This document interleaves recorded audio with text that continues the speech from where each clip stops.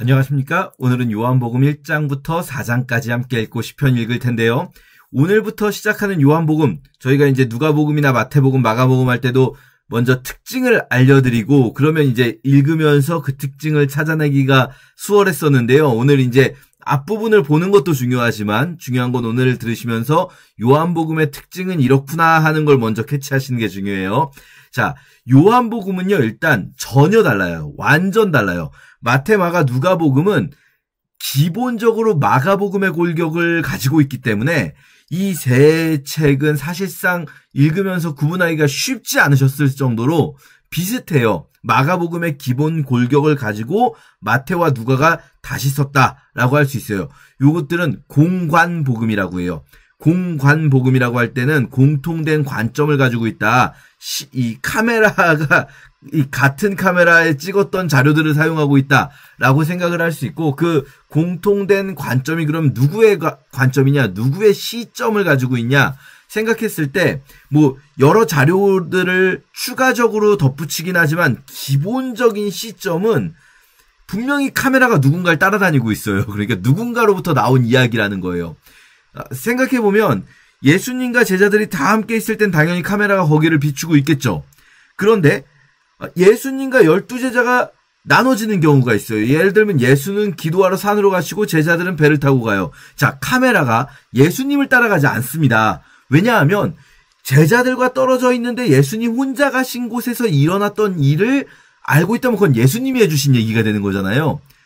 그런데 카메라는 제자들을 따라가요. 아, 이 글의 원래 출처, 그러니까 글을 쓰진 않았더라도 글을 이야기해 준 사람은, 마가에게 이 이야기를 처음 해준 사람은 제자들 중에 있는 거예요. 그러면 또 12제자들이 나눠지는 장면이 있어요. 대표적으로 예수님께서 12제자 중에 3명만 따로 데리고 이동하시는 장면들이 있잖아요. 그럴 때는 12제자 중에 나머지 몇 명입니까? 9명이 아니라 따라가는 3명을 따라가요, 카메라가. 이 3명 중에 1명이라는 거죠. 그리고 가장 결정적으로 예수님께서 잡히시던 그 새벽에 제자들이 완전히 뿔뿔이 다 흩어집니다. 다 흩어져요. 그때 카메라는 누구를 따라다니는가? 계속해서 카메라가 따라다니는 인물은 베드로예요, 베드로. 제가 마가복음 말씀드릴 때 마가라는 사람이 베드로가 내 아들 마가라고 부른다라고 말씀드렸잖아요. 그러면 마가는 예수님의 공생애의 이 전체를 따라다니는 사람이 아니에요. 마가는 마지막 십자가 지시기 직전에 예수님을 만나는 그 집주인 아들이거든요. 예수님 최후의 만찬하시는 집주인 아들. 마가의 기억이 아니라, 기록은 마가가 했지만 이 기억은 베드로의 기억이에요. 그러니까 공관복음이라고 할 때 이 공통된 관점은 베드로의 시점, 베드로의 관점이 되는 거예요. 그런데 요한복음은 완전히 달라요. 공관복음하고. 글의 구조도더라고요. 기록한 사건들도 여러 일들 중에서 어떤 것을 기록하는가 할 때 물론 겹치는 사건들도 있기는 해요. 오병이어라든지 이런 사건들은 공관복음에도 나오고 요한복음에도 분명히 나오긴 합니다만 전체적으로 봤을 때는 너무나 달라요. 완전히 다시 쓴 책. 그러면 요한은 앞에 공관복음을 모르고 있는가? 그렇지 않아요. 공관복음을 이미 다 알고 있는 사람으로 보여요. 공관복음의 이 내용들을 가지고 오는 것들이 분명히 있어요. 자, 그러면 요한은 완전히 뒤에, 나중에 다시 쓴 거예요. 적어도 AD 85년 이후에 쓴 걸로 보여요. 왜냐하면 요한복음에서는요, 유대인과 제자들을 구분해서 말하고 있어요. 유대인들이라고 할 때 제자들과 구별돼요. 그러니까 이게 무슨 말씀이냐면 원래 예수를 따르는 자들도요, 유대인들이에요. 그렇잖아요. 유대인들 중에 예수님을 따르는 사람들이 있고 아닌 사람들이 있는 거죠. 그런데 요한복음에서는 유대인들이라고 말을 할 때 예수님을 따르는 사람들과 다른, 구별시켜서 쓰고 있다는 거예요. 예수를 반대하는 사람들로. 그러면 이거는 이 유대인들이라는 단어의 의미가 바뀌었다는 거예요. 유대인들이라는 단어의 의미에서 기독교인이 아닌 사람들을 의미하는 단어로 이 단어 사용이 바뀌었다는 거죠. 우리가 단어라는 게 뭐 그냥 다 똑같을 것 같지만 그렇지가 않아요. 이 똑같은 단어의 뜻이 시간이 흐르면서 바뀝니다. 이게 10년, 20년 지나서 바뀌는 어떤 단어들은 아주 오래 가기도 하지만 어떤 단어들은 10년, 20년 만에 바뀌기도 해요. 좋은 예는 아닐 수 있는데, 좋은 예는 아닐 수 있는데, 제가 예전에 저 어렸을 때, 여러분은 모르실 수도 있어요. 인터넷에서 채팅하다가 끝낼 때, 즐겁게 채팅하세요 이러는 말로 즐팅 이러면서 끝냈었어요. 즐팅. 그러면 즐팅 뭐 이렇게 하면 즐겁게 채팅하세요. 좋은 의미의 인사였어요. 근데 이제 제가 군대를 갔다 오는 시점쯤 되니까 즐이라는 말이 너 혼자 즐겁게 놀아라라는 이렇게 뭐랄까요? 무시하는 발언이 되더라고요. 그러면 애들이 쓰는 말로 똑같은 즐이라는 단어가 즐겁게 뭐뭐 하세요라는 좋은 의미의 인사 같은 거였는데 그러면은 이제 무시하는 단어로 바뀌어 있더라고요. 이게 좋은 예는 아닙니다만 어쨌든 단어의 뜻이라는 게 바뀐다는 거예요. 왜 언니 뭐 이런 단어도 뜻이 바뀌고 뭐 그런 거 있지 않습니까? 삼촌 이런 단어도 제주도 방언에서는 이제 삼촌이 그 삼촌이 아니잖아요. 그런 것처럼 똑같은 단어 뜻이 바뀌는데 유대인이라는 말이 기독교인과 구분되는 단어로 쓰이게 되는 거는 AD 85년을 기점으로 얌니아 종교회의라는 것이 있어요. AD 85년에. 이미 예루살렘 멸망 이후죠. 예루살렘 멸망 이후에 사두개파는 자취를 감추게 되는데 어쨌든 남아있는 바리새파를 중심으로 한 유대교에서 기독교인들은 더 이상 유대교하고 관계가 없는 다른 종교, 이단이다. 이렇게 딱 결정을 내려요. 기독교에 대해서. 그 전까지는 기독교인들을 유대교의 한 분파처럼 여기는 사람들이 더 많았거든요. 물론 반대자들도 있지만 유대교 안에서 시작한, 왜냐하면 똑같은 구약에서 나온 거니까요. 그런데 이 AD 85년 이후에 달라졌다. 그러면 요한복음은 적어도 AD 85년 이후에 쓰여진 책. 저 같은 경우는 개인적으로는 AD 95년 이후에 쓰여진 글로 보는데 어쨌든 중요한 거는 한참 뒤라는 거예요. 한참 뒤. 제가 이걸 굳이 왜 이렇게까지 길게 설명했느냐. 조금 여러분 완전 다르다라는 걸 설명하려고 한 거예요. 완전 다르다. 그 다름의 특징이 뭐가 있는가 몇 가지 말씀드릴 텐데요. 우선 마가복음은 갈릴리 사역 그리고 예루살렘 가는 길, 예루살렘 사역 이렇게 기본적인 구도를 짜놨잖아요. 요한복음에선 예수님이 계속 예루살렘 갈릴리 계속 움직이세요. 1장 같은 경우는 예루살렘 근처에서 침례 요한이 사역하는 부분에서 시작하거든요. 그런데 갈릴리로 가세요. 2장에서. 그랬다가 다시 3장에서는 2장 뒷부분에서 이제 예루살렘, 유대인의 유월절 때문에 예루살렘으로 가시죠. 그리고 3장에서 예루살렘에 있다가 4장에서 이제 유대를 떠나 갈릴리로 가시죠. 계속 그러니까 유대는 도 개념이고요. 경기도처럼. 유대 땅 안에 예루살렘이 있는 거거든요. 유대 예루살렘 지역과 갈릴리 지역을 계속 왔다 갔다 하시는 것. 이게 요한복음의 특징 첫 번째. 예수님의 장소가 계속 바뀐다. 이 첫 번째 특징이고요. 그럼 두 번째 특징, 왜 그렇게 자꾸 바뀌는가? 지금 아까 우리 잠깐 봤는데 왜 예수님이 예루살렘에 갔다고 나오십니까? 유월절이 가까워서.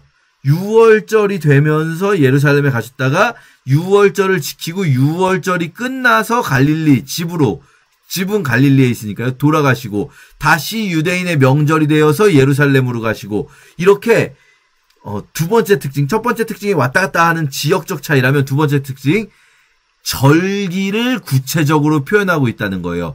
사실은 유대 7장에 보면 초막절이 가까운지라 사실은 왜 왔다 갔다 하게 기록해놨는가? 이거 복잡하잖아요. 마가처럼 딱 깔끔하게 지역을 한 번에 이동시키면은 갈릴리에서 있었던 일을 한 번에 쓰고 예루살렘에서 있었던 일을 한 번에 쓰면 좋잖아요. 근데 왜 왔다 갔다 하게 복잡하게 썼는가? 요한은 절기를 중요하게 여기고 있어요. 사실 뭐 지역이 중요하기보다 절기를 설명하기 위해서 절기를 기록하다 보니 그 절기 때마다 예수님께서 계신 장소를 설명하게 되는 거죠. 그래서 요한은 절기를 강조하고 있다. 그리고 절기와 때로는 장소도 굉장히 구체적으로 표현되고 있어요. 시기와 장소. 그럼 요한은 왜 절기를 강조하는가? 자, 이게 이제 첫 번째 특징, 장소가 왔다 갔다. 두 번째 특징, 절기가 강조된다. 장소가 강조될 때도 있고, 그러면서 절기, 이 사건이 일어난 때가 강조된다. 이게 왜 일어나는가? 제일 중요한, 요한복음의 제일 중요한 특징이 있어요. 세 번째 특징. 이게 뭐냐면요. 요한복음은 어떤 사건 자체를 설명하는 게 목적이 아니고, 그 사건의 이면의 영적 세계에서는 어떤 일이 있었는가를 설명하는 게 목적이에요. 그래서 다시 쓴 거예요, 요한은. 그러니까, 이 공관복음이 처음 쓰여질 때에는요, 예수께서 행하시던 일을 기억하던 자들, 그 처음 말씀에 증인된 자들이라고 누가가 표현하잖아요. 처음 말씀에 증인된 자들이 입에서 입으로 말로 전해줬어요. 원래 기록을 해봤자 어차피 문맹률이 굉장히 높던 시기이기 때문에 기록한 거 읽을 수 있는 사람 많지 않잖아요. 말로 전해주면 됐어요.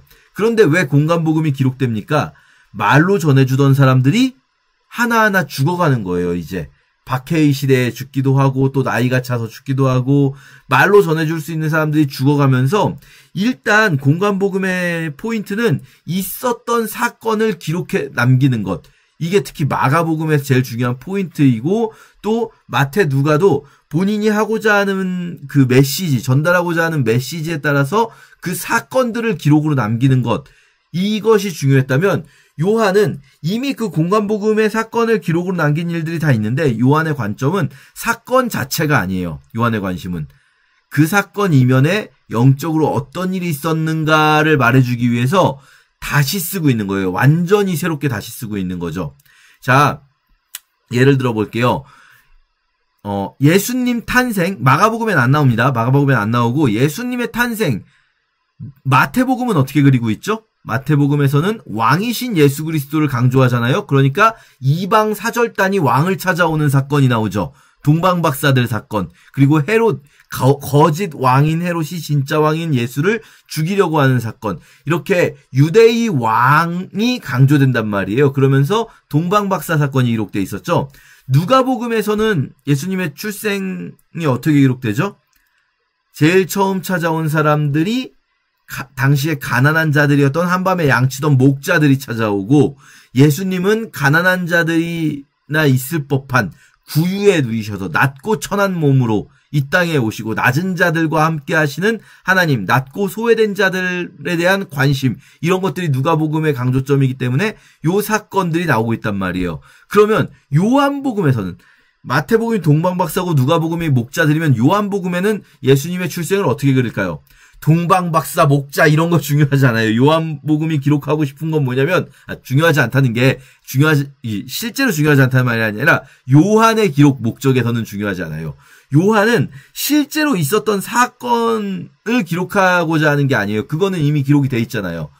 요한은 그 이면에 영적으로 어떤 사건이 있었는가. 그러니까 요한복음에서 예수님 출생은 이렇게 됩니다. 태초에 말씀이 계셨는데 이 말씀이 하나님과 함께 계셨는데 이 말씀이 곧 하나님이셨어요.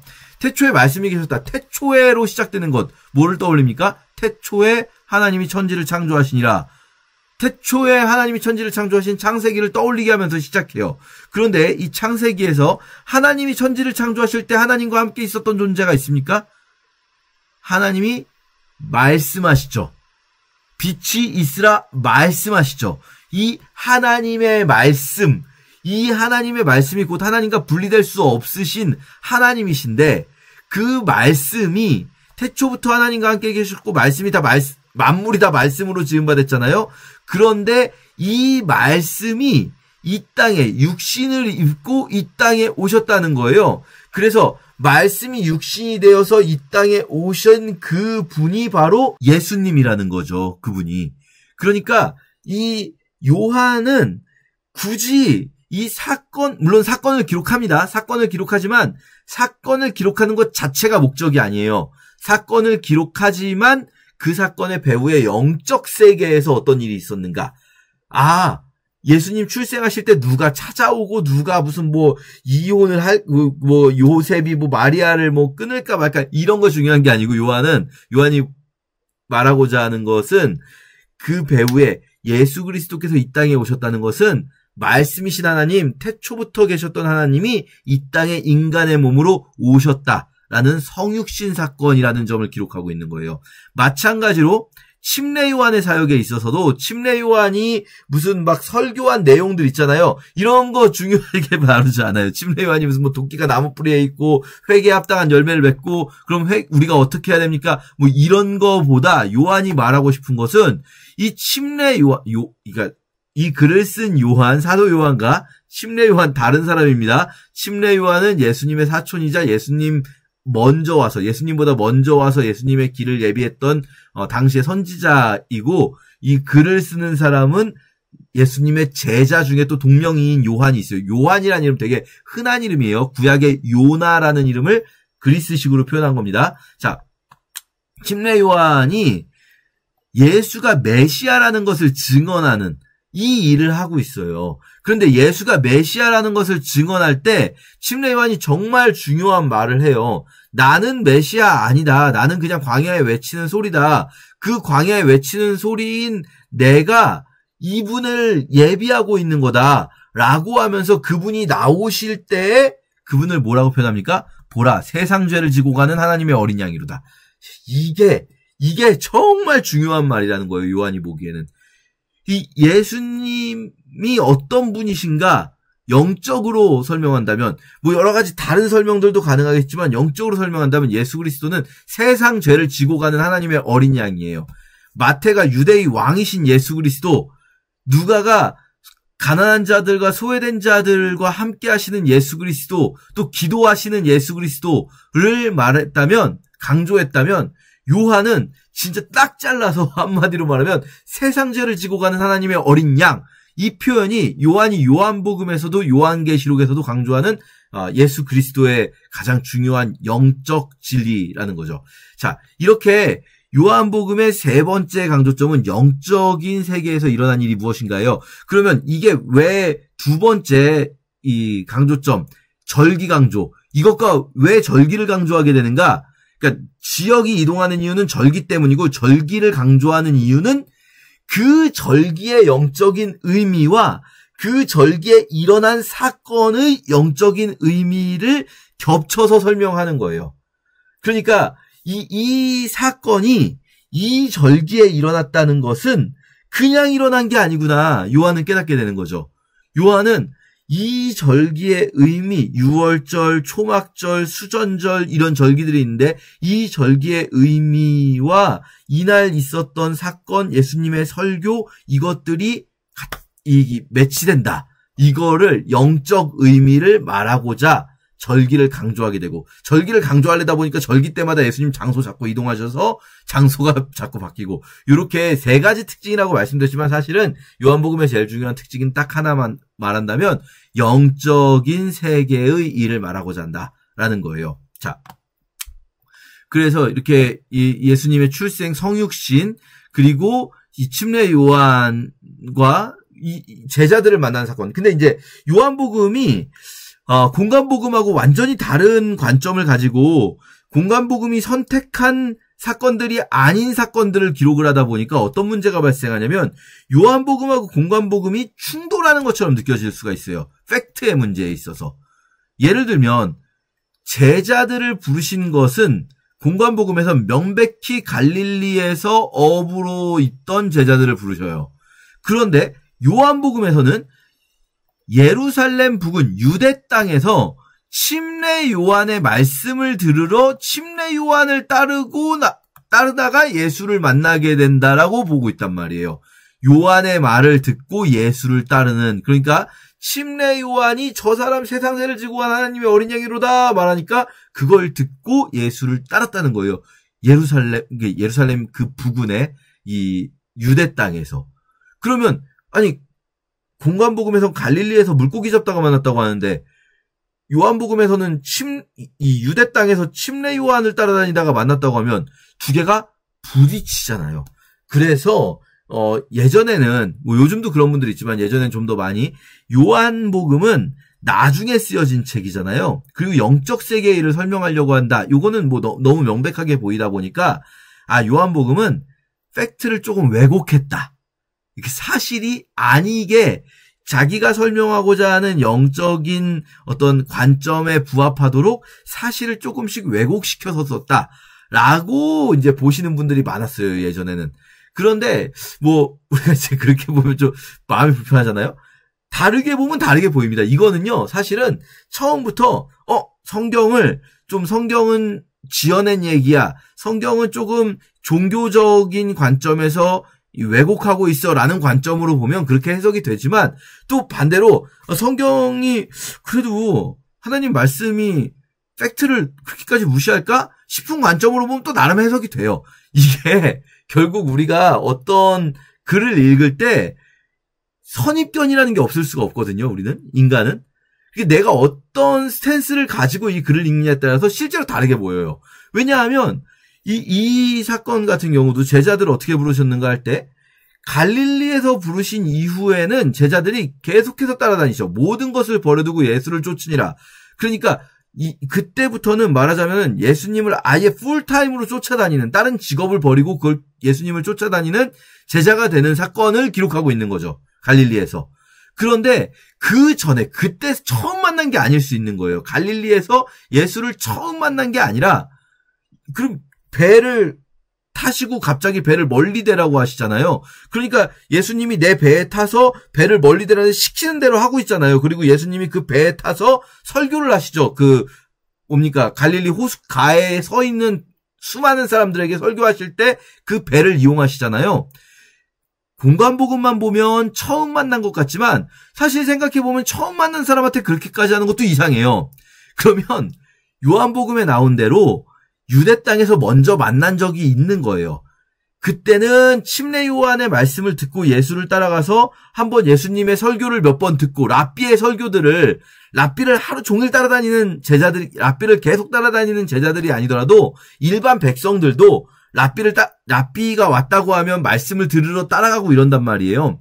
이 예수님도 마찬가지잖아요. 예수님을 따르는 수많은 무리들이 있잖아요. 이 사람들은 계속 따라다니는 게 아니고 예수님이 자기네 동네 왔다는 소문 듣고 듣는 거거든요. 그러니까 요 시점에서 예수님의 말씀을 한번 들었다가 갈릴리에서 다시 들었다. 이렇게 요한복음이 공관복음하고 부딪힌다고 해서 섣불리 둘 중에 하나는 지어낸 거야. 그럼 뒤늦게 쓴 요한이 지어낸 거, 왜곡한 거네. 이렇게 생각하지 않으셔도 된다. 충분히 이것이 접점이 생기게 해석이 가능하더라라는 거예요. 예를 들면 요일이 좀 다른데요, 날짜가 다른데요, 이런 것도 요한복음은 우리가 이제 사해사본이라는 게 발굴되면서 사해 근처에서 에세네파라는 유대인들이 광야에 들어가서 자기들끼리 생활했던 파벌이 있거든요. 그 에세네파는 이 일반적인 이스라엘 백성들, 그레코 로마 세계 전체가 사용하는 달력이 아닌 다른 달력을 자체적으로 쓰고 있었다. 이게 태양력, 태음력, 양력, 음력 있잖아요. 이게 다르거든요. 그래서 그들은 다른 달력을 쓰고 있다는 게 확인이 됐어요. 그러면 요한복음은 에세네파처럼 이 로마의 방식을 따르지 않는 시간을 쓰고 있다. 이런 생각을 또 해볼 수가 있는 거죠. 2장에서는 갑자기 사흘째 되던 날 하면서 가나의 혼인잔치 이야기가 나오거든요. 물이 변하여 포도주 됐네. 가나의 혼인잔치 너무 잘 아시는데 사흘째 되던 날, 이게 좀 이상해요. 사흘째 되던 날, 뭐로부터 도대체 사흘째가 된다는 건가? 그래서 보통은 크게 두 가지 해석을 해요. 하나는 이거를 요일 표현으로 보는 거예요. 세 번째 날. 그러면 이제 제1일, 제2일, 제3일, 이게 요일로 월화수, 그러니까 일월화죠, 일월화. 토요일이 안식일이니까 이 사람들 기준으로는 토요일 안식일, 그러면은 일월화에서 화요일이 되는 거죠, 이 사흘째 날. 이런 식으로 요일 표현이다라고 보시는 분들이 있는가 하면, 또 어떤 분들은 갈릴리로 이동하셨잖아요. 예루살렘에 계시다가 갈릴리로 이동하셨으니까 그 갈릴리로 이동하는 시간이 사흘 걸렸다. 그래서 사흘째 날, 이렇게 보시는 분들도 있는데, 사실은 저는 조금 소수 의견인데, 제가 생각할 땐 굉장히 설득력 있게 요한복음을 해석하는 방식을 한 가지 말씀드리면, 이걸 많은 분들이 주장하시진 않으세요. 그래서 저도 근데 제가 생각할 때는 이게 되게 설득력 있어요. 뭐냐면요, 이 사흘째 되던 날이 뭐냐면, 자 보세요. 1장에서 보시면요, 태초에 말씀이 계시다로 시작해가지고 갑자기 그냥 약간 밑도 끝도 없이 이튿날이 등장해요. 물론 문맥상 이해가 안 되는 건 아니에요. 이 요한의 사역이 있었고 그 다음 날. 근데 29절에 이튿날 나오는데 또 그 요한의 사역을 계속 설명하면서 또 이튿날이 나오고요. 그리고 또 내리다 보면은 또 이튿날이 나와요. 그러니까 계속 다음 날 이렇게 표현하고 있어요. 시간만 생각해 볼게요. 태초에 시작했고 그리고 다음 날. 그러면 첫날, 다음 날 있는 거죠. 또 다음 날. 그리고 또 다음 날. 이 다음 날이 3번 나와요. 그럼 총 4일이 지난 거죠. 그리고 3일째 날 하면 몇이 됩니까? 7일. 첫 번째 7일을 완성시키고 있어요. 요한복음과 요한계시록에서 7이라는 숫자 굉장히 중요합니다. 7. 첫 번째 7일이라고 볼 수 있다는 거예요. 그러니까 이 절기가 나오는 첫 번째 6월절, 유대인의 6월절이 나오기 전에 이게 절기 중에 첫 번째로 나온다면 그 앞에는 어떤 시간이 나오는가? 태초의 7일. 마치 창세기가 시작할 때 첫 번째 7일로 시작하잖아요. 창세기의 시작이. 태초에로 시작해서 첫 번째 7일을 말하는 그 구조를 가지고 있다. 여기까지만 들으면 여러분 굉장히 이게 뭐가 설득력 있냐? 억지짜 맞추기다. 이튿날. 그래서 사흘째 날 나왔다고 7이라고 하면은 이게 억지 아니냐라고 생각하실 수 있는데, 자, 요한복음 마지막에는 어떤 절기로 또 끝나냐면 6월절로 끝나거든요. 근데 요한복음 마지막 십자가 지시는 그 6월절, 그 사건을 6월절 며칠 전부터 시작할까요? 딱 기록하고 있어요. 6월절 6일 전부터. 6월절 6일 전부터 이 마지막 6월절 사건을 기록하면서 예수님이 언제 부활하십니까? 6월절 다음 날 부활하세요, 예수님이. 6월절 다음 날. 그러면 총 며칠이죠? 6월절 6일 전부터 6월절 다음 날까지 7일. 마지막 7일.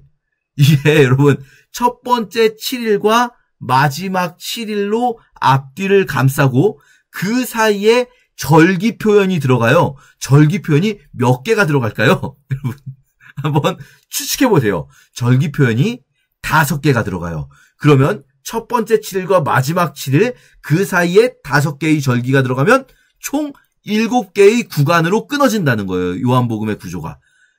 그리고 각각의 구간마다 그 절기 혹은 절기가 나오지 않은 경우에는 그 장소와 관련된 사건과 기적과 설교가 등장하고 있다. 이런 구조로 요한복음을 보시는 분들이 있는데 저는 그 굉장히 설득력이 있다고 생각이 돼요. 그래서 조금 다수 의견은 아니지만 설명드렸고요. 이 갈릴리 가나 혼인잔치 같은 경우는 물이 변하여 포도주 된 이 사건은 도대체 무슨 의미가 있는가? 기본적으로는 새 시대가 열렸다는 거예요. 물이 변하여 포도주 되는 거는요. 완전한 변화잖아요. 그냥 점진적 변화가, 물을 아무리 점진적으로 변화시켜도 포도주가 되지 않습니다. 완전히 새 시대, 거듭남. 자, 그 사건이 니고데모에게 말씀하시는 다시 태어남. 3장의 니고데모와 연결된다라고 생각을 할 수 있어요. 그리고 여기서 또 소수 의견 하나 말씀드리면 대부분은 요한복음과 요한계시록을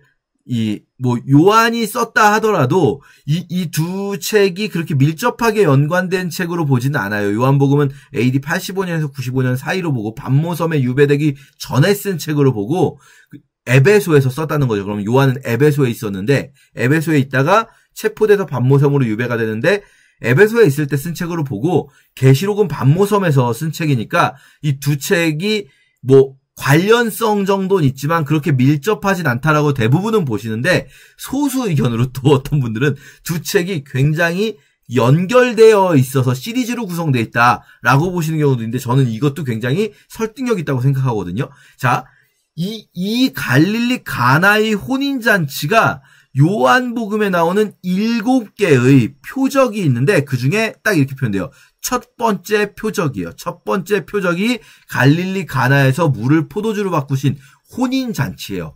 이게 요한복음의 앞부분을 차지하고 있어요. 그리고 쭉 뒤로 가서 요한계시록의 맨 뒤쯤에 마지막 전쟁 때 뭐가 나오냐면 19장에 어린 양의 혼인잔치가 나와요.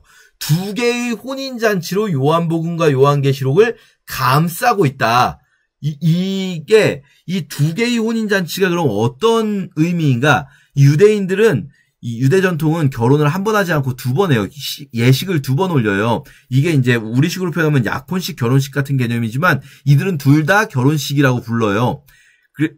왜 이제 마태복음에 보면 요셉이 마리아와 결혼한 사이인데 마리아가 임신해가지고는데 그때 요셉하고 같이 안 살고 있잖아요.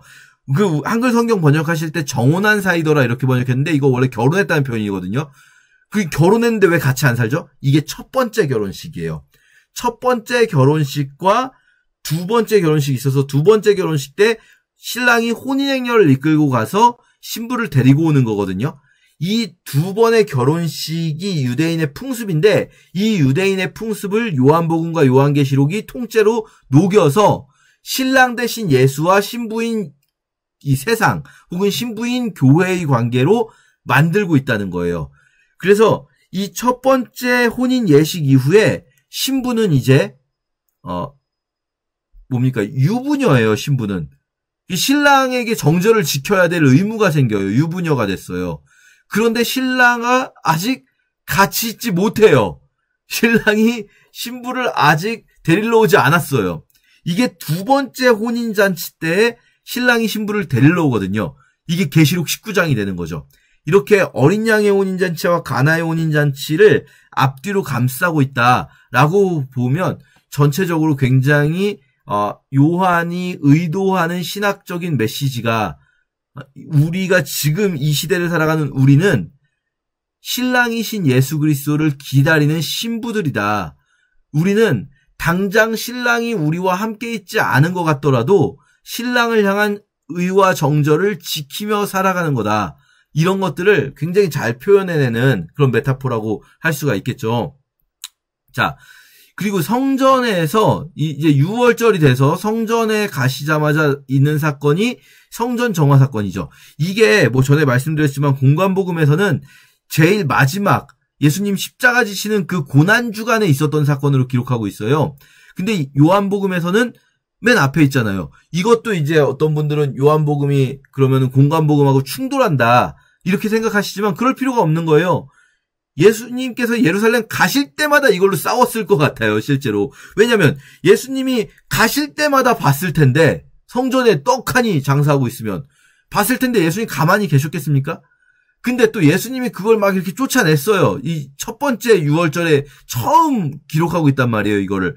쫓아냈으면 그럼 이 사람들이 이제 안 할까요? 저 사람이 한번 쫓아냈으니까 우리 이제 그만해야겠다. 이러겠습니까? 아니죠. 예수님이 아마 예루살렘 올라가실 때마다 충돌했을 텐데 그걸 다 기록할 필요가 없잖아요. 공관복음은 맨 마지막 걸 기록했어요. 왜요? 예루살렘 사역을 맨 뒤쪽으로 몰아서 설명하기 위해서. 특히 예루살렘에서의 충돌.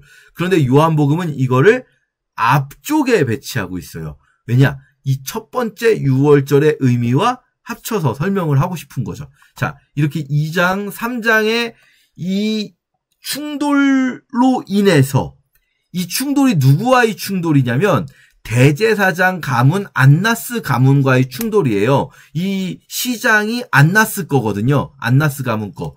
그러니까 대제사장 가문과 충돌할 때 그걸 보고 저 청년이 평범한 사람이 아니구나. 저거 우리도 그동안 너무나 저거 열받았는데 저 안나스 저런 짓을 하는 것 두고 보기가 힘들었는데 저 청년이 괜찮은 사람인데 한 게 바로 바리새인들이에요. 바리새인들. 바리새파 중에서 이 허례허식에 찌들어 있고 권력을 탐하는 바리새인들도 있었지만 신실하고 진실한 바리새인들도 있습니다. 그래서 사도행전에 보면 믿는 자들 중에 바리새인들이 많았다고 나와요. 바리새인들 중에 일부는 예수를 적대하지만 일부는 또 많은 자들이 예수를 믿게 돼요. 왜요? 바리새인 중에 일부는 진짜로 하나님 말씀대로 살고 싶어하는 사람들이 있어요. 그 사람들이 보고 보통 사람이 아닌데 하면서 니고데모라는 지도자 한 명을 밤에 예수께 보냅니다. 그런데요, 보세요. 니고데모가 개인적으로 찾아온 게 아니에요. 우리가 당신 하나님께로부터 오신 선생인 줄 아나이다라고 말하잖아요. 이 바리새파 사람들이 니고데모를 보낸 거예요. 왜요? 그 성전 정화를 보고 저분이 그냥 분이 아니구나. 하나님께로부터 오신 선생님이구나. 하나님이 함께 하시지 않으면 이 표적을 아무도 행할 수 없습니다. 이 표적 뭐예요? 무슨 표적을 행했어요? 안나스 가문과 충돌해가지고 성전에서 쫓아낸 것. 성전에서 장사하는 자들을 쫓아낸 것. 그거예요. 왜냐면은 여기 앞에 기적 얘기 없어요. 그러니까 표적하고 기적은 다릅니다. 여러분, 기적은 말 그대로 미스테리한 일이 일어나는 거예요. 아주 신비로운 일이. 그게 기적이죠. 표적은 신비로운 일일 수도 있고 아닐 수도 있지만 표적은 영어로 사인이에요. 사인. 기적은 미라클. 이게 한글로 번역하면은 적자 돌림이라서 이게 같은 말 같은데 기적은 미라클이고 표적은 사인이에요. 사인. 하나님이 보여주시는 이 사인이 있단 말이에요. 표지판이죠. 표지판. 그러니까 당신이 하신 그 일은 하나님이 보내시고 하나님이 함께 하시지 않았다면 아무도 할 수 없는 일이었습니다. 그동안. 우리도 그거 시도했었는데 안 되더라고요. 우리는 안나스 쫓아내려고 그랬는데. 이런 거죠. 그러면서 이 니고데모에게 거듭남을 설명하십니다. 이게 중요하죠. 거듭남 다시 태어나야 된다라는 것. 성령으로 다시 태어나야 된다. 제가 누가복음이 성령을 강조한다 말씀드렸는데 요한복음도 역시 마찬가지로 성령님을 강조합니다. 요한복음이 어떻게 보면 누가복음보다 더 본질적인 의미에서 그러니까 누가복음에 더 많이 나오기는 해요. 분량은 누가복음에 더 많이 나오긴 하지만 본질적인 의미에서 성령님의 영적인 역할을 설명하는 부분은 요한복음이 영적 세계에 대한 설명이기 때문에 더 많이 있다라는 것들을 보여드릴 수가 있겠고요. 자, 4장에서 이제 예수께서 갈릴리로 가시게 되는데 이때 사마리아를 통과하여야 하겠는지라. 이 표현은 오해하시면 안 돼요. 유대 지역에 있다가 유대 위에 사마리아 위에 갈릴리가 있어요. 그러면 지도상으로 보면 유대에서 갈릴리로 가려면 사마리아를 통과해야만 되는구나. 이런 의미가 아니에요, 이거는. 왜냐하면 실제로 유대인들 이렇게 안 가요. 유대에서 갈릴리 갈 때 어쩔 수 없이 사마리아 가기 싫지만 통과해야만 하겠다. 이 표현이 아니라 대부분 다 뒤로 돌아간다 말씀드렸었죠. 옆으로. 데가볼리 지역 이렇게 해가지고 옆으로 돌아가요. 왜냐면 유대인이 사마리아 지나가다가 봉변당하는 일들이 있었습니다. 이때. 사실 유대인이 먼저 싸움 걸었고요. 사마리아인이 먼저 싸움 걸었죠. 아주 길게 올라가면은 이 느헤미야 에스라 시기에 사마리아인들이 싸움을 걸었고 나중에 이제 사마리아인들이 그리심산에다가 성전을 세워요. 알렉산더 대왕이 성전을 세워주는데 유대인들이 나중에 힘을 얻었을 때 하스모니안 왕조라고 해서 잠시 유대인 독립국가가 세워지는데 그때 이 그리심산 성전을 파괴해버리고 사마리아를 병합시키면서 사마리아인들과 유대인들 사이가 엄청 나빠져요. 사마리아인들이 열받아가지고 예루살렘 성전에다가 인분과 뼈가루를 투척해버리고 말도 안 되는 유치한 싸움 같지만 그 사람들에겐 죽고 사는 일인 거예요. 죽고 사는 일. 유대인이 사마리아 지나가다가 정말 때려 죽일 수도 있는 그런 시기였던 거예요. 점점 갈등이 고조되는 유대인들과 사마리아인들의. 그러니까 단순히 이방인이라서 싫어하는 게 아니에요. 데가볼리도 이방 지역인데 일부러 데가볼리 지역으로 이렇게 옆으로 돌아가는 거잖아요. 다른 이방인들 생각하는 거랑 사마리아인 생각은 달라요. 이방인은 무시하고 사마리아인은 증오해요. 어쨌든 근데 그럼 예수님이 사마리아를 통과해야 하겠는지라 이 어떤 해야만 하겠다 이건 어떤 의미일까요? 예수님이 그렇게 말씀하셨다는 거예요. 아니 예수님 사마리아 쪽으로 가지 말고 이쪽으로 가시죠. 원래 다 일로 가는데 아니 내가 가야만 하겠다. 내가 사마리아로 가야만 하겠다라고 예수님이 의지를 표명하셨다는 거예요. 왜 사마리아로 가야만 하겠습니까? 만날 사람이 있었어요. 그 만날 사람이 바로 이 우물가의 여인. 이 우물가의 여인을 만나셔서 이 우물가의 여인은 오랫동안 찬양 가사 때문에 오해받아왔어요. 맨날 헛된 것들만 구한다고 찬양 가사. 근데 아니에요. 이 우물가 여인이 헛된 걸 구하지 않습니다. 우물가 여인이 처음에는 무시해요. 예수님을. 당신 유대인인데 왜 사마리아 여자인 나에게 사마리아인인데다가 여잔데 나한테 물을 달라고 하냐. 그러면서 무시해요. 예수님께서 너 내가 누군 줄 알았으면 네가 달라고 했을 걸 할 때까지만 해도 무시해요. 아니 무슨 소리야. 생수를 어디서 얻어요. 당신이 야곱보다 큽니까? 내가 주는 물을 마시면 영원히 목마르지 않을 거다. 그런 물 있으면 나에게 좀 주세요. 내 물 기르러 오지 않게 해줘. 내가 물 기르러 오기가 너무 싫어요. 사람들도 맨날 나 무시하고 막 내가 이 시간에 이 더운 시간에 사람 없는 시간 찾아서 와야 되는데 나 여기 너무 오기 싫은데 물 기르러 오지 않게 그런 물 있으면 나 좀 주시오. 여기까지는 이 여인이 예수님을 안 믿고 무시하고 있어요. 그런데 내 남편을 불러오라 했을 때 좀 짜증났겠죠. 남편이 없어요 라고 말을 했어요. 그런데 예수님이 갑자기 여기서 너 남편 5 있었고 지금 있는 자도 네 남편이 아니다 라는 말하니까 갑자기 여인이 확 무너져 버려요. 여기서 처음에는 예수님을 무시하다가 이 뭐야 이거 찝쩍대는 거야 뭐야 라고 하다가 그러다가 예수님이 남편 불러와라 했더니 기분 나빴겠죠. 왜냐면 쌓인 게 응어리진 게 있어서. 그래서 남편 없어요 했다가 갑자기 이 말 한마디 이거 정말 이 여인의 비밀인데 이 말을 하니까 내가 보니 선지자로소이다. 주님이 선지자라는 걸 알자 이 여인은 헛되고 헛된 거 구하지 않아요. 이 여인의 질문은요. 이 여인이 여러분 생각해 보세요. 어떤 분이 이분이 보통 사람이 아니라 진짜 예언자라구나 하는 걸 깨닫는 순간 나오는 질문이라는 거는요. 내 마음속에 그만큼 이게 담겨 있었던 거예요. 계속. 내 마음속에 담겨 있었던. 이 여인에게 마음에 담겨 있었던 것. 내가 선지자, 예언자를 만나면 진짜 하나님의 사람을 만나면 꼭 물어보고 싶다 했던 게 뭘까요? 어디 가서 예배해야 됩니까?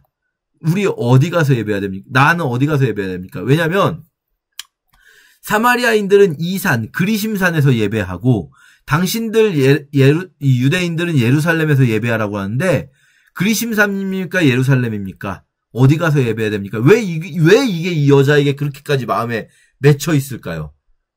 이 여인 생각해보세요. 더러운 여인이에요. 사람들이 보기에 더러운 여인이라고 손가락질을 받는 사람이에요.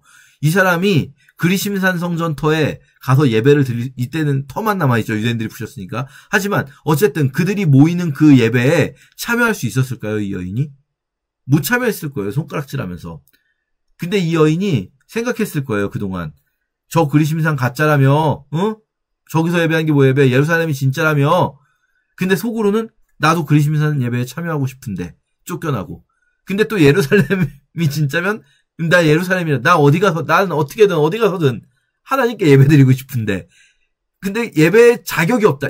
너는 예배에 참여할 자격이 없다. 이 말이 얼마나 아플까요? 그래서 바로 나온 거예요. 이 말이 바로 나온 거예요. 어디서 예배해야 됩니까? 그거 알면 내가 그냥 그게 진짜면 내가 가겠습니다. 근데 예수님께서 말씀하시죠. 이 산도 아니고 예루살렘도 아니다. 예배할 때가 이를 거다. 이 무슨 말입니까? 이 산도 아니고 예루살렘도 아니다. 이 여인이 생각하는 예배라는 거는 여러분 여기서 유일하게 여러분 신약성경에서 예수님이 예배라는 단어를 설명하시는 게 사용하시는 예배라는 단어를 예수님이 직접 사용하시는 게 여기가 유일해요. 그러니까 우리가 그 당시 사람들이 그냥 일반적으로 말하던 예배가 아니라 예수님이 생각하시는 예배가 뭔지 알려면 반드시 요한복음 4장을 봐야 돼요. 여기밖에 없기 때문에. 예수님 뭐라고 말씀하시는 거냐면 이 여인은 예배라고 할 때 어딘가에 모여서 다 같이 집단적으로 하는 어떤 종교 행위를 예배라고 생각을 하고 질문하는 거죠. 당시 사람들 다 그렇게 생각했죠. 예배라고 하면 어딘가에 모여서 집단적으로 하는 종교 행위. 우리가 주일날 아침에 모이는 것처럼. 그런데 예수님께서는 그거 아니야.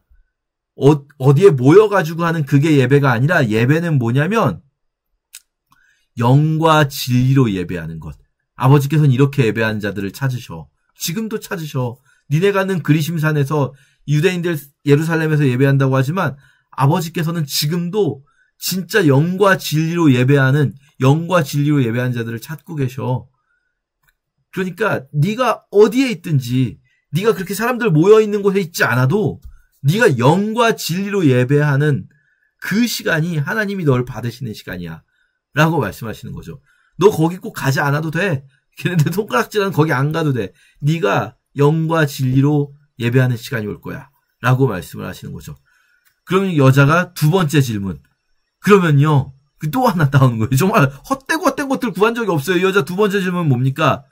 메시아라는 분이 오신다고 들었어요. 당신은 이제 예언자지만 예언자 이상의 존재, 메시아, 곧 그리스도라고 하는 분이 오시면 모든 것을 알려주신다고 하던데요. 내가 그다. 라고 말씀하시는 거죠.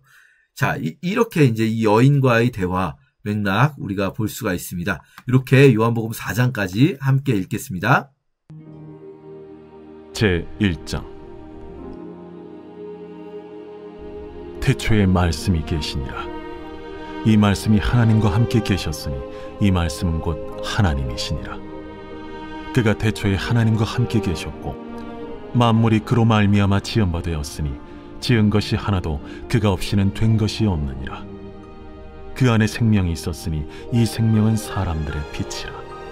빛이 어둠에 빛이 돼 어둠이 깨닫지 못하더라. 하나님께로부터 보내심을 받은 사람이 있으니 그의 이름은 요한이라. 그가 증언하러 왔으니 곧 빛에 대하여 증언하고 모든 사람이 자기로 말미암아 믿게 하려 함이라. 그는 이 빛이 아니요 이 빛에 대하여 증언하러 온 자라. 참빛 곧 세상에 와서 각 사람에게 비추는 빛이 있었나니 그가 세상에 계셨으며 세상은 그로 말미암아 지은 바 되었을 때 세상이 그를 알지 못하였고 자기 땅에 오매 자기 백성이 영접하지 아니하였으나 영접하는 자 곧 그 이름을 믿는 자들에게는 하나님의 자녀가 되는 권세를 주셨으니 이는 혈통으로나 육정으로나 사람의 뜻으로 나지 아니하고 오직 하나님께로부터 난 자들이니라. 말씀이 육신이 되어 우리 가운데 거하시매 우리가 그의 영광을 보니 아버지의 독생자의 영광이요 은혜와 진리가 충만하더라. 요한이 그에 대하여 증언하여 외쳐 이르되 내가 전에 말하기를 내 뒤에 오시는 이가 나보다 앞선 것은 나보다 먼저 계심이라 한 것이 이 사람을 가리킴이라. 우리가 다 그의 충만한 데서 받으니 은혜 위에 은혜로라. 율법은 모세로 말미암아 주어진 것이요 은혜와 진리는 예수 그리스도로 말미암아 온 것이라. 본래 하나님을 본 사람이 없으되 아버지 품속에 있는 독생하신 하나님이 나타내셨느니라. 유대인들이 예루살렘에서 제사장들과 레위인들을 요한에게 보내요. 네가 누구냐? 물을 때에 요한의 증언이 이러하니라. 요한이 드러내어 말하고 숨기지 아니하니 드러내어 하는 말이 나는 그리스도가 아니라. 그러면 누구냐? 네가 엘리야냐? 나는 아니라. 네가 그 선지자냐? 아니라. 누구냐? 우리를 보낸 이들에게 대답하게 하라. 너는 네게 대하여 무엇이라 하느냐? 나는 선지자 이사야의 말과 같이 주의 길을 곧게 하라고 광야에서 외치는 자의 소리로라. 그들은 바리새인들이 보낸 자라. 또 물어 이르되 네가 만일 그리스도도 아니요 엘리야도 아니요 그 선지자도 아닐진데 어찌하여 세례를 베푸느냐? 나는 물로 세례를 베풀거니와 너희 가운데 너희가 알지 못하는 한 사람이 섰으니 곧 내 뒤에 오시는 그이라. 나는 그의 신발끈을 풀기도 감당하지 못하겠노라. 이 일은 요한이 세례 베풀던 곳 요단강 건너편 베다니에서 일어난 일이니라. 이튿날 요한이 예수께서 자기에게 나아오심을 보고 이르되 보라, 세상 죄를 지고 가는 하나님의 어린 양이로다. 내가 전에 말하기를 내 뒤에 오는 사람이 있는데 나보다 앞선 것은 그가 나보다 먼저 계심이라 한 것이 이 사람을 가리킴이라. 나도 그를 알지 못하였으나 내가 와서 물로 세례를 베푸는 것은 그를 이스라엘에 나타내려 함이라. 내가 보매 성령이 비둘기같이 하늘로부터 내려와서 그의 위에 머물렀더라.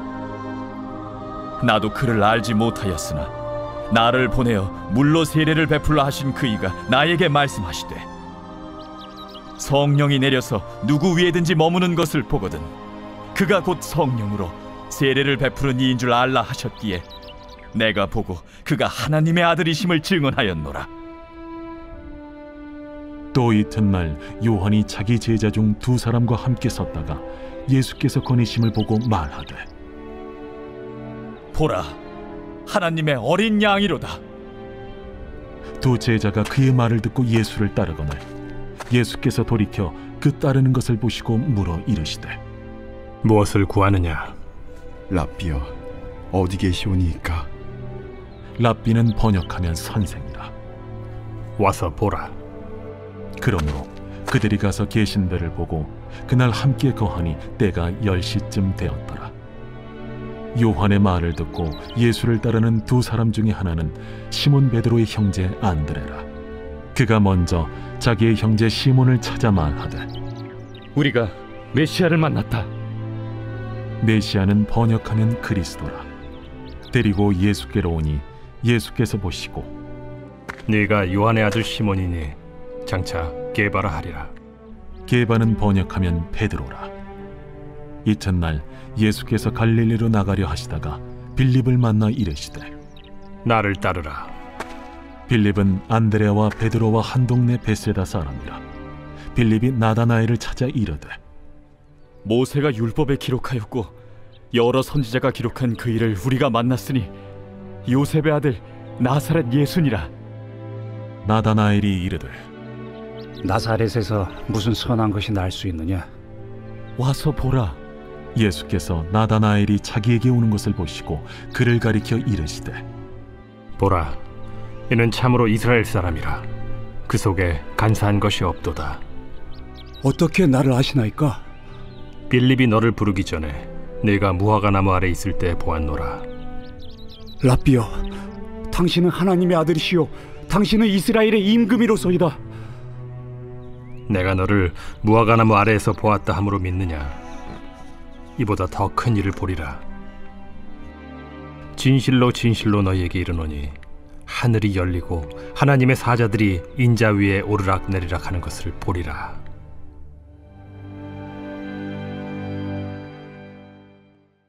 제2장.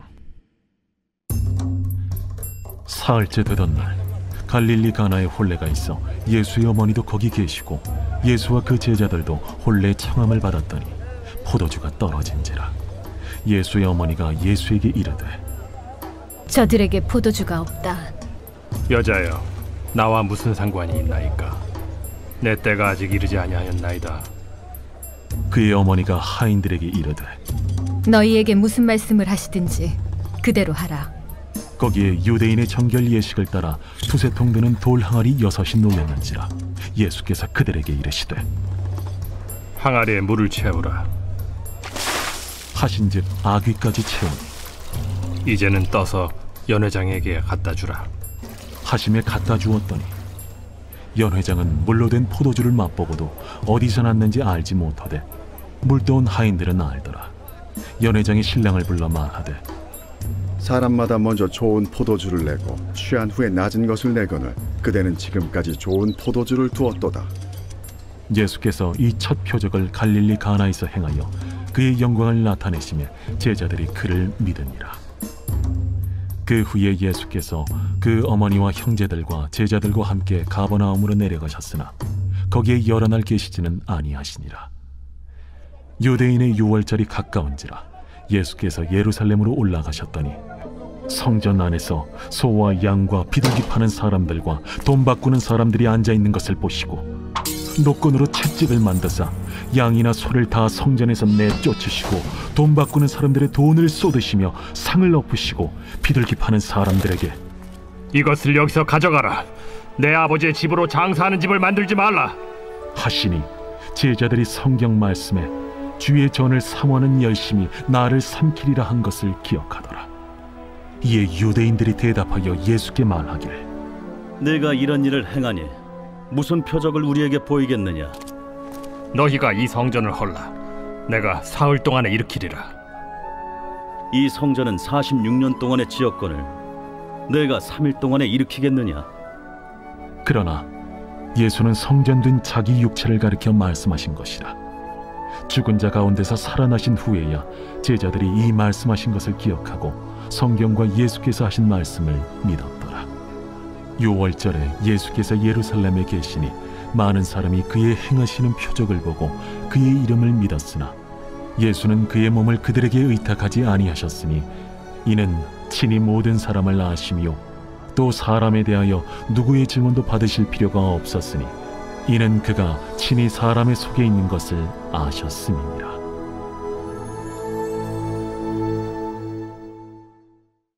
제3장. 그런데 바리새인 중에 니고데모라 하는 사람이 있으니 유대인의 지도자라.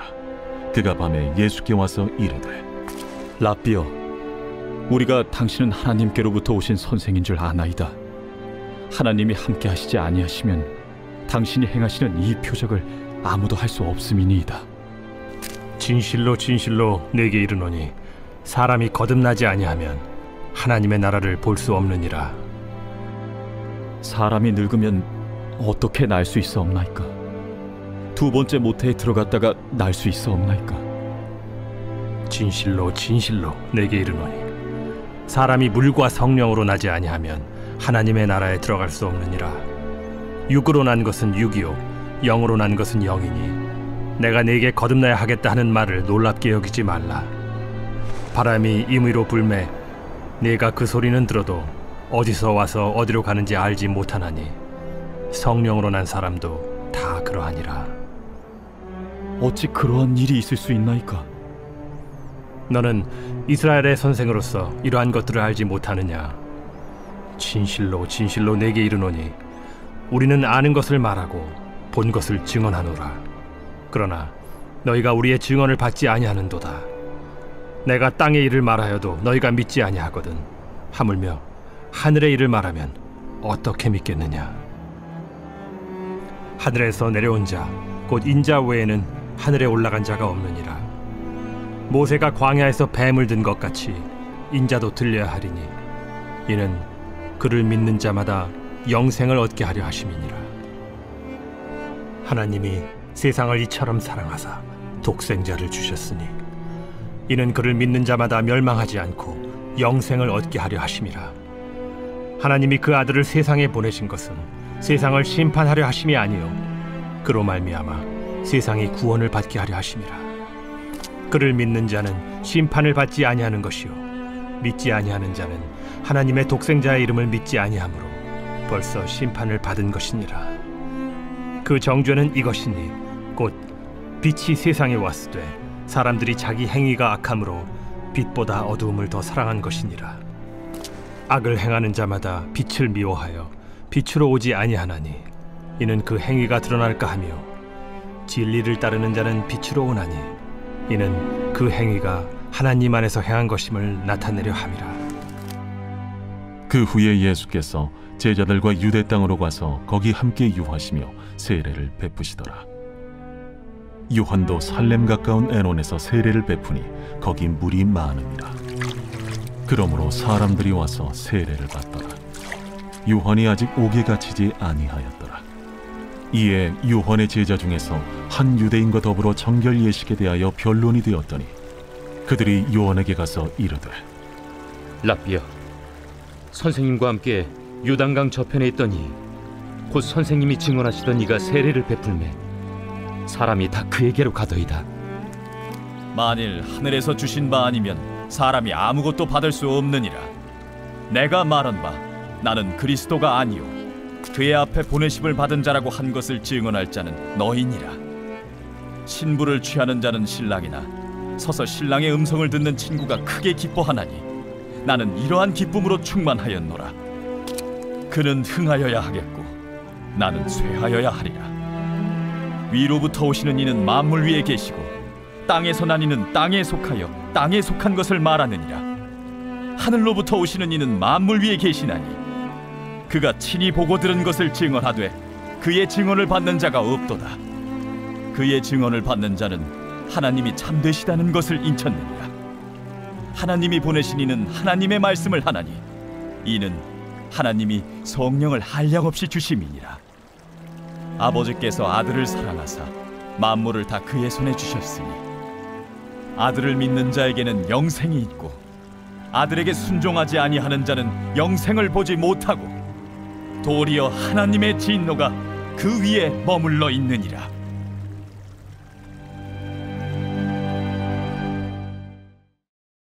제4장. 예수께서 제자를 삼고 세례를 베푸시는 것이 요한보다 많다 하는 말을 바리새인들이 들은 줄을 주께서 아신지라. 예수께서 친히 세례를 베푸신 것이 아니요 제자들이 베푼 것이라.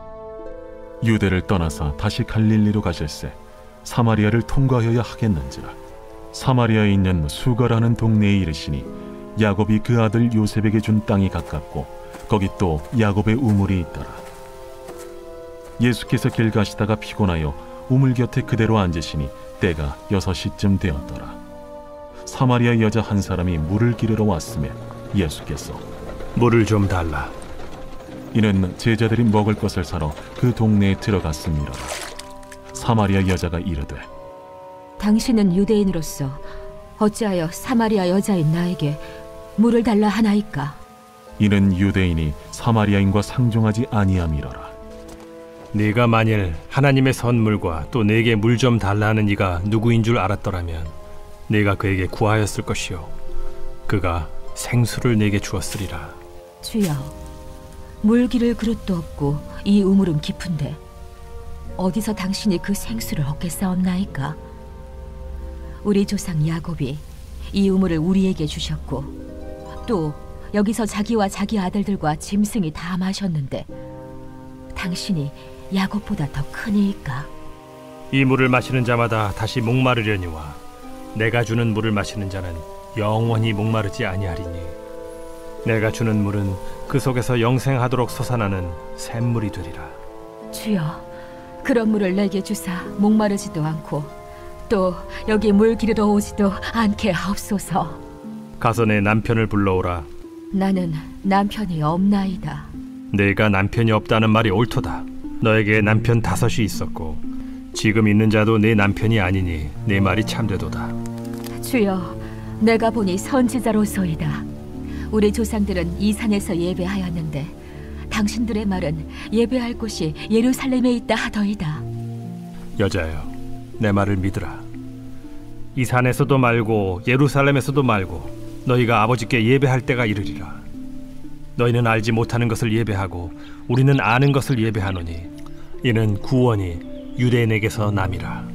아버지께 참되게 예배하는 자들은 영과 진리로 예배할 때가 오나니 곧 이때라. 아버지께서는 자기에게 이렇게 예배하는 자들을 찾으시느니라. 하나님은 영이시니 예배하는 자가 영과 진리로 예배할지니라. 메시아, 곧 그리스도라 하는 이가 오실 줄을 내가 아노니 그가 오시면 모든 것을 우리에게 알려주시리이다. 네게 말하는 내가 그라. 이때에 제자들이 돌아와서 예수께서 여자와 말씀하시는 것을 이상히 여겼으나 무엇을 구하시나이까? 어찌하여 그와 말씀하시나이까? 묻는 자가 없더라. 여자가 물동이를 버려두고 동네로 들어가서 사람들에게 이르되 내가 행한 모든 일을 내게 말한 사람을 와서 보라. 이는 그리스도가 아니냐? 하니 그들이 동네에서 나와 예수께로 오더라. 그 사이에 제자들이 청하여 이르되 라삐여, 잡수소서. 내게는 너희가 알지 못하는 먹을 양식이 있느니라. 제자들이 서로 말하되 누가 잡수실 것을 갖다 드렸는가? 나의 양식은 나를 보내신 이의 뜻을 행하며 그의 일을 온전히 이루는 이것이니라. 너희는 넉 달이 지나야 추수할 때가 이르겠다 하지 아니하느냐? 그러나 나는 너희에게 이르노니 너희 눈을 들어 밭을 보라. 희어져 추수하게 되었도다. 거두는 자가 이미 삭도 받고 영생에 이르는 열매를 모으나니 이는 뿌리는 자와 거두는 자가 함께 즐거워하게 하려 함이라. 그런즉 한 사람이 심고 다른 사람이 거둔다 하는 말이 옳도다. 내가 너희로 노력하지 아니한 것을 거두러 보내었노니 다른 사람들은 노력하였고 너희는 그들이 노력한 것에 참여하였느니라. 내가 행한 모든 것을 그가 내게 말하였다. 증언하므로 그 동네 중에 많은 사마리아인이 예수를 믿는지라. 사마리아인들이 예수께 와서 자기들과 함께 유하시기를 청하니 거기서 이틀을 유하시매 예수의 말씀으로 말미암아 믿는 자가 더욱 많아 그 여자에게 말하되 이제 우리가 믿는 것은 내 말로 인함이 아니니 이는 우리가 친히 듣고 그가 참으로 세상의 구주신 줄 알미라. 이틀이 지나매 예수께서 거기를 떠나 갈릴리로 가시며 친히 증언하시기를 선지자가 고향에서는 높임을 받지 못한다 하시고 갈릴리에 이르시매 갈릴리인들이 그를 영접하니 이는 자기들도 명절에 갔다가 예수께서 명절 중 예루살렘에서 하신 모든 일을 보았음이더라. 예수께서 다시 갈릴리 가나에 이르시니 전에 물로 포도주를 만드신 곳이라. 왕의 신하가 있어 그의 아들이 가버나움에서 병들었더니 그가 예수께서 유대로부터 갈릴리로 오셨다는 것을 듣고 가서 청하되 내려오셔서 내 아들의 병을 고쳐주소서 하니 그가 거의 죽게 되었습니다. 너희는 표적과 기사를 보지 못하면 도무지 믿지 아니하리라. 주여, 내 아이가 죽기 전에 내려오소서. 가라, 내 아들이 살아있다. 그 사람이 예수께서 하신 말씀을 믿고 가더니 내려가는 길에서 그 종들이 오다가 만나서 아이가 살아있다 하거늘 그 낳기 시작한 때를 물은즉 어제 7시에 열기가 떨어졌나이다. 그의 아버지가 예수께서 내 아들이 살아있다 말씀하신 그때인 줄 알고 자기와 그 온 집안이 다 믿으니라. 이것은 예수께서 유대에서 갈릴리로 오신 후에 행하신 두 번째 표적이니라. 제 133편 다윗의 시 곧 성전에 올라가는 노래.